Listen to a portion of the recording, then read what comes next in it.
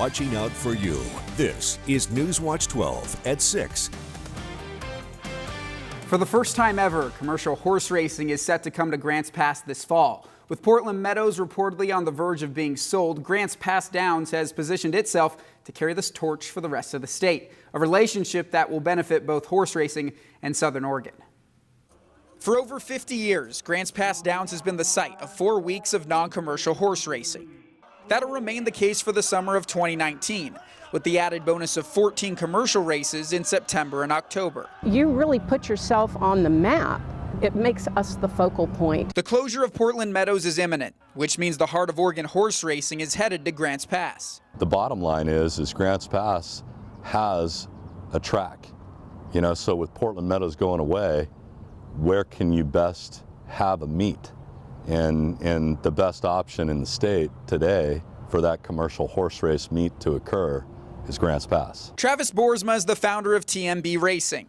On March 27th, his group was awarded a 3-year commercial racing license, rights to simulcast, and to have off-track betting on the Grants Pass Downs premises. Whether Portland Meadows sells or doesn't sell, and it's likely that it sells, we've been awarded the commercial race meet.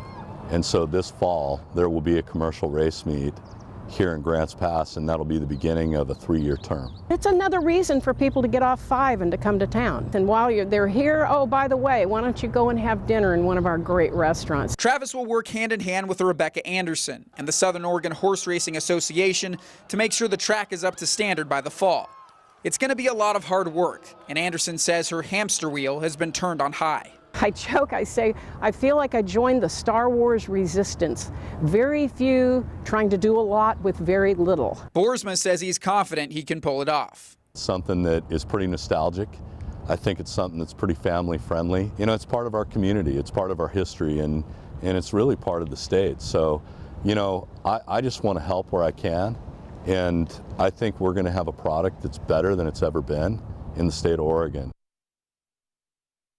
So these commercial races are going to make Grants Pass Downs a lot more money. And for fans, it's going to allow them to take an extended horse racing season and bet on races on the track going on anywhere in the country, like at Golden Gate Fields, Santa Anita Park, and Churchill Downs. I'll have more sports and a trip to SOU's first spring football practice coming up later in the newscast.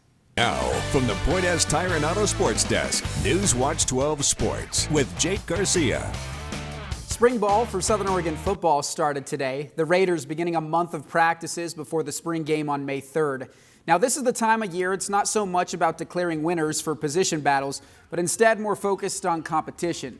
We'll get definite answers as to what the offensive line will look like and who the starting linebackers will be closer to the season opener.